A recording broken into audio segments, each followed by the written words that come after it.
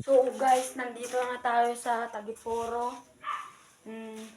Nagkagabi, nandun tayo sa bantay.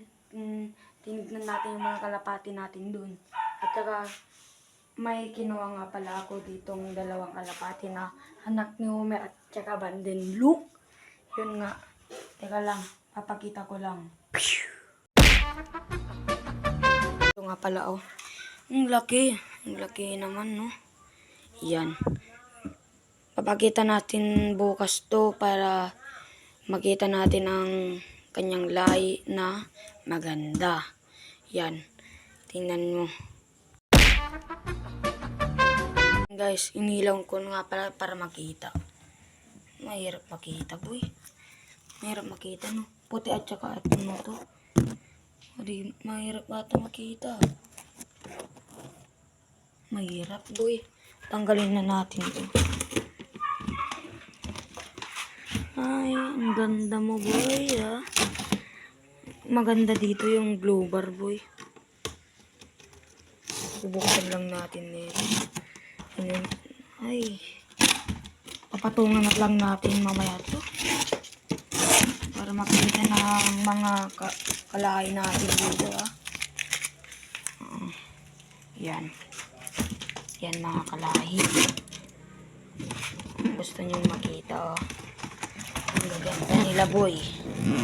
Ang gaganda ng mga kalapati natin.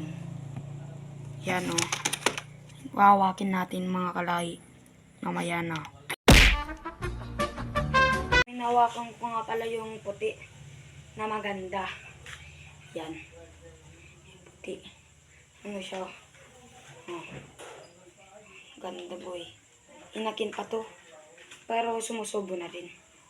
Yan. Yan. Parang ano. Yan. Yan ang kanyang ano. At yung isa mas maganda yun. Standby. Nga pala yung isa. Ganda nga talaga, oh. Ganda mo nga talaga. Ganda, no? Ganda mga mga kalahi nga, eh. Nabubulol ako kalapatid sana. Yan. Parang grizzle sa rare. Parang grizzle na rare. Parang ano, blow bar pero hindi blow bar. To. Yan. Hindi na ito yan, boy. Maganda talaga to. Maganda ng breed natin ngayon na. Yan. Sayang nga pala yun. Hindi natin nakasingsingan. Ganda mo talaga. Mag-isip tayo ng pamangalan dito. Yun nga. Ito lang ang bigyan natin. So, kung bago ka lang sa aking page, baka naman, subscribe nyo lang at pindutin ang notification bell. Yun lang. Bye!